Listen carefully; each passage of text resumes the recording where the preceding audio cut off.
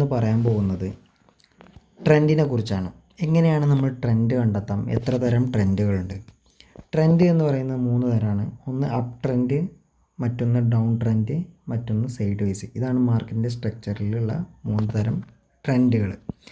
അപ്പോൾ up trend എങ്ങനെ കണ്ടെത്താം, ഡൗൺ ട്രെൻഡ് എങ്ങനെ കണ്ടെത്താം, അതുപോലെ തന്നെ സൈഡ് വേസ് എങ്ങനെ കണ്ടെത്താം. അപ്പ് ട്രെൻഡ് എന്ന് പറയും, ഇപ്പോൾ ഞാനിതൊരു 4 hour ക്യാൻഡിലിൻ്റെ ഗോൾഡ് സ്പോട്ടിൻ്റെ ചാർട്ടാണ് ഇട്ടിട്ടുള്ളത്. ഇതിൽ അപ്പ് ട്രെൻഡ് എന്ന് പറയുന്നത് ഹയർ ഹൈ അതുപോലെ തന്നെ ഹയർ ലോ ഇതാണ്. അതായത് ഒരു ഹൈ ക്രിയേറ്റ് ചെയ്യും, എന്നിട്ട് അതിൽ നിന്നൊരു റീട്രേസ്മെൻറ്റ് വരും, അതിൽ നിന്ന് അടുത്ത ഹൈ ക്രിയേറ്റ് ചെയ്യും, അതിൽ നിന്ന് റീട്രേസ്മെൻറ്റ് വരും, അടുത്ത ഹൈ ക്രിയേറ്റ് ചെയ്യും, അതിൽ നിന്ന് റീട്രേസ്മെൻറ്റ് വരും. ഇങ്ങനെ പോകുന്നതിനാണ് അപ്പ് ട്രെൻഡ് എന്ന് പറയുന്നത്. ഉദാഹരണം പറയുകയാണെങ്കിൽ, ഞാൻ ഈ ഒരു കാണിക്കുന്ന ഈ ഒരു ക്യാൻഡിൽ ഇവിടെ നിന്ന് എന്ത് ചെയ്തു, 3304 സംതിങ്ങിൽ നിന്ന് മുകളിലോട്ട് പോയി, ഏകദേശം ഒരു 3346 അതുവരെ പോയി. അവിടുന്ന് താഴെ വന്ന് ഈ താഴെ വരുന്ന ഒരു റീട്രേസ്മെൻറ്റ്, ഇതിന് ഹയർ ലോ, എന്നിട്ട് ഇവിടുന്ന് പിന്നെയും അടുത്ത ട്രെൻഡ് സ്റ്റാർട്ട് ചെയ്തു.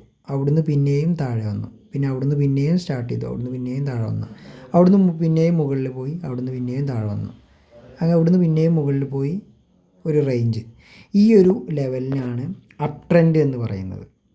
ഇനി നേരെ തിരിച്ച് ഡൗൺ ട്രെൻഡ് എന്ന് പറഞ്ഞാൽ മുകളിൽ നിന്ന് താഴേക്ക് വരുന്നു, പിന്നെ ഇതിൽ ഷാഡോ വരുന്നുണ്ട്, ഇവിടെ നിന്ന് തിരിച്ച് റീട്രേസ്മെൻറ്റ് വന്നിട്ടുണ്ട്, അവിടുന്ന് പിന്നെയും ലോ ക്രിയേറ്റ് ചെയ്തു, പിന്നെയും അവിടുന്ന് റീട്രേസ്മെൻറ്റ്, ഇവിടുന്ന് റീട്രേസ്മെൻറ്റ് പുൾ ബാക്ക് വരുന്നുണ്ട്, അവിടുന്ന് പിന്നെയും താഴെ വന്നു, പിന്നെയും പുൾ ബാക്ക് വന്നു, അവിടുന്ന് പിന്നെയും താഴെ വന്നു, പിന്നെ പുൾ ബാക്ക് വരുന്നു.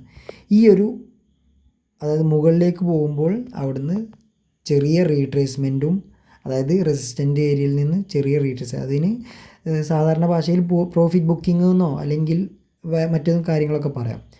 നേരെ തിരിച്ച് പുൾ ബാക്ക് എന്നും പറയുന്നു. ഇതാണ് അപ്പ് ട്രെൻഡും ഡൗൺ ട്രെൻഡും.